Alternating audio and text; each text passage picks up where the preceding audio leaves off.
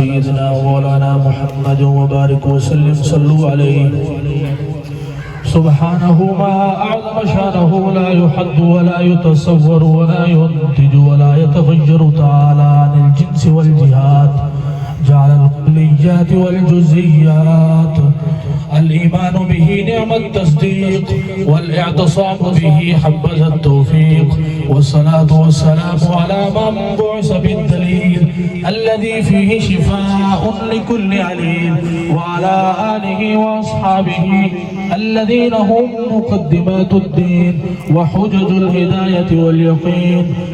بعد فأعوذ بالله من الشيطان الرجيم. بسم الله الرحمن الرحيم. باب قول الله تعالى ونضع الموازين القسط ليوم القيامة وأن أعمال بني آدم وقولهم يوزن. وقال مجاهد القسطاس العدل بالرومية ويقال القسط مصدر المقسط وهو العادل وأما القاسط وهو الجائر. قال الإمام الجليل حافظ الحجة أمير المؤمنين في الحديث محمد بن إسماعيل بن إبراهيم بن المغيرة الجعفي البخاري حدثنا أحمد بن أشقاب قال حدثنا محمد بن فضيل قال النبي صلى الله تعالى عليه وسلم كلمتان حبيبتان إلى الرحمن خفيفتان على اللسان ثقيلتان في الميزان سبحان الله وبحمده سبحان الله العظيم. صدق اللہ العظیم. آقا کا کوئی عمل جو ہے رب کے نزدیک گناہ نہیں ہے.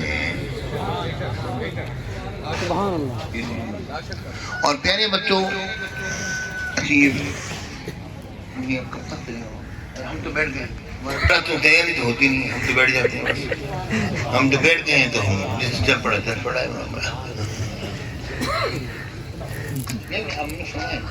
تو اصل چیز یہ ہے کہ جب انسان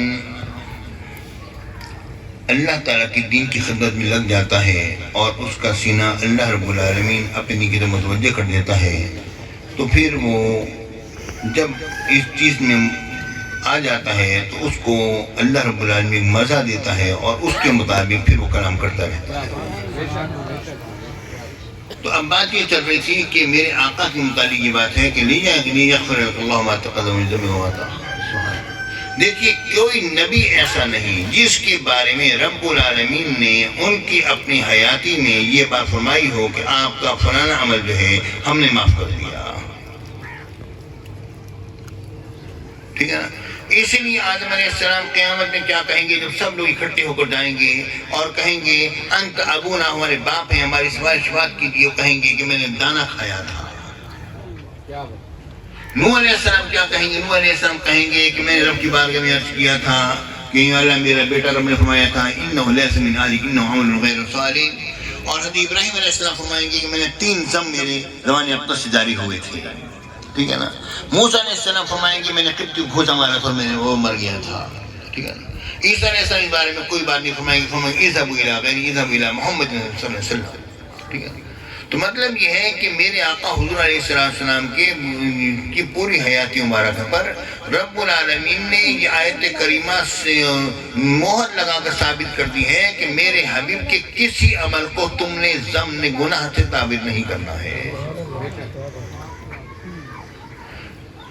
اس لیے اگر تمہیں یہ کبھی دکھائی دے کہ 3 مرتبہ کی بجائے 1 مرتبہ ادائے وضو کو دھویا ہے تو بظاہر خلاف اولا نظر آئے گا. حقیقت حسنات الابرار سے بھی افضل ہے کیونکہ یہ عمل جو ہے تعلیم الامہ ہوا ہے. میں نے اپنے شیخ کے ترجمے کی وضاحت کر دیا. تو پیارے بچوں اسی میں فرق معلوم ہوتا ہے معصوم کا اور محفوظ کا. معصوم اور محفوظ کا ہی فرق معلوم ہوتا ہے.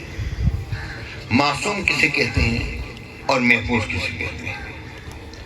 پیارے ساتھیوں ایک تو فرق جو عمومی طور پر پیش کیا جاتا ہے جو کہ میرے شیخ نے بھی لکھا اور علماء کرام نے لکھا, میں نے اس سے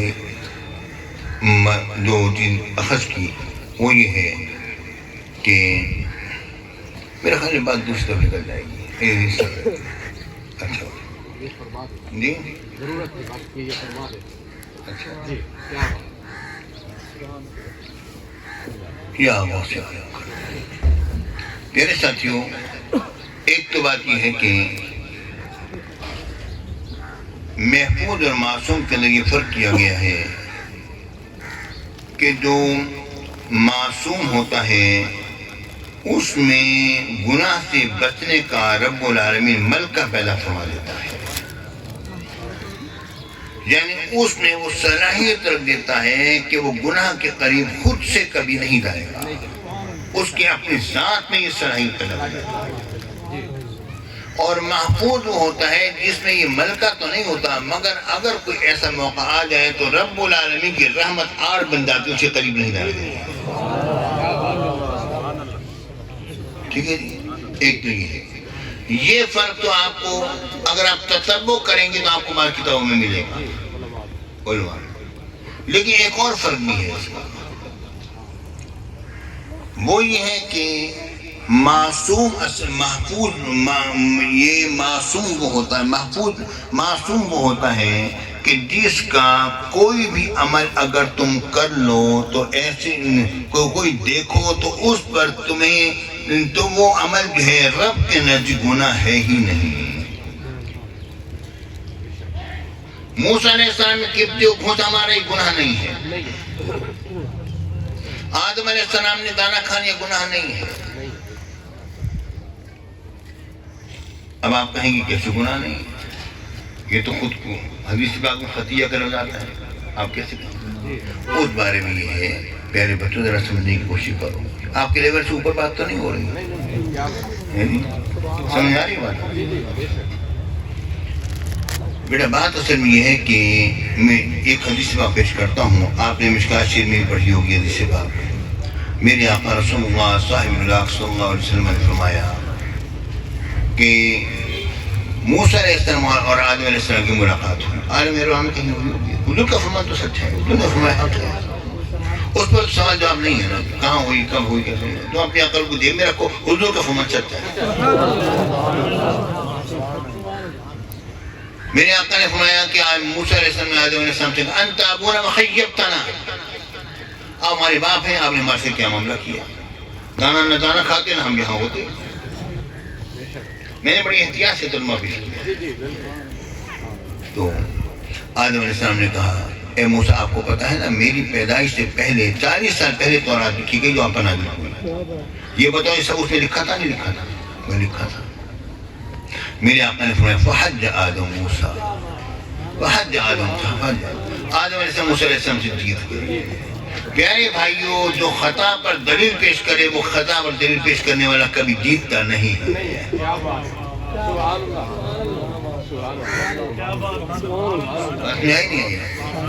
تو نبی کا کوئی بھی عمل جو ہے، نبی معصوم ہوتا ہے، اس کا کوئی بھی عمل رب کے نزدیک گناہ ہے ہی نہیں، اور محفوظ وہ ہوتا ہے جس کا کوئی عمل تم ایسا دیکھ لو تو تمہارے لیے جائز نہیں کہ تم اس کو گرفت کرو، کیونکہ رب نے اس کے لیے معافی لکھ دی ہے، لیکن اس سے اگر کوئی ایسا کام ہوگا تو اسے ہم خطا سے تعبیر کر سکتے ہیں، لیکن اس کے معاملے میں یہ ہے کہ تمہارے لیے کہ حکم یہ ہے کہ کف لسان کرو اور کف ید کرو، اور اس پر وہ حدیث پاک لے کر آتا ہوں جو میرے آقا حضور علیہ السلام نے فرمایا۔ لیکن اب دیکھنا یہ پڑے گا کہ محفوظین تو اولیاء اللہ ہیں، میں بات ادھر سے لے کر آتا ہوں، محفوظین تو اولیاء اللہ ہیں، جب اولیاء اللہ محفوظ ہو گئے تو آپ یہ فرمائیے کہ وہ ان اولیاء اللہ جو ہیں ان سے کوئی اگر خطا ہو جائے تو اس پر گرفت کرنے کی ہمیں اجازت ہے یا نہیں ہے؟ اس بارے میں میں یہ کر دوں گا کہ تمام اولیاء اللہ محفوظین میں شامل نہیں ہیں، ٹھیک ہے نا؟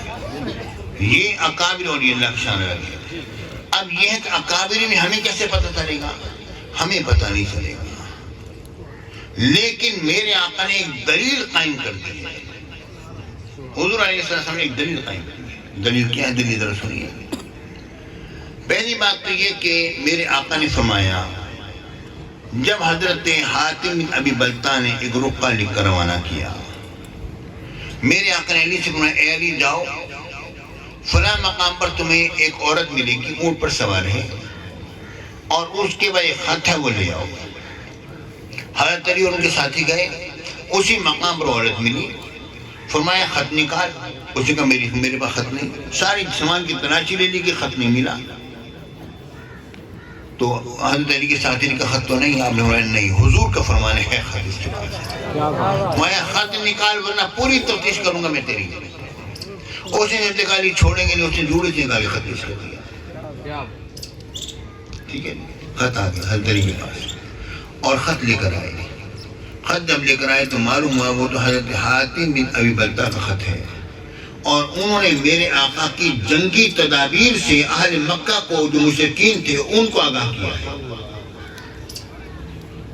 تو وہاں میرے آقا نے فرمایا بلاؤ حاتم بن ابی بلتہ کو. ان کو بلایا گیا. بھی آپ نے یہ کام کیوں کیا؟ یا رسول اللہ میں تو یہ جانتا ہوں کہ جو اللہ نے آپ کو فتح دینی وہ تو دے کے رہے گا, اور جتنے لوگ ہجرت کر کے آئے ہیں ان کے پیچھے کوئی نہ کوئی ان کا عزیز اقارب کوئی نہ کوئی دوست ہے, وہ تو میرے بچوں کے لیے کوئی بھی نہیں ہے. اور میں یہ جانتا ہوں کہ عرب جو ہے نا یہ احسان فراموش نہیں ہے. میں ان پر ایک احسان کر دوں گا تو میرے بچوں کا خیال کریں گے. ادھر آپ کو جو اللہ نے فتح دینی ہو تو دیکھ رہے ہیں. حضرت عمر بن خطاب رضی اللہ تعالیٰ نے کہا یا رسول اللہ مجھے اجازت دیجیے, میں اس منافق میرے آقا نے فرمایا اس نے سچ کہا. انہوں نے عرض کیا یا رسول اللہ مجھے اجازت دیجیے میں اس منافق کی گردن اڑا دوں. تو میرے آقا نے کیا جواب دیا؟ میرے آقا نے فرمایا اے عمر آپ کو پتہ نہیں یہ بدری صحابی ہے, اور بدری صحابہ کے متعلق رب کا کیا فیصلہ ہے. اے معلوم معاشیت تم جو چاہو تم کرو,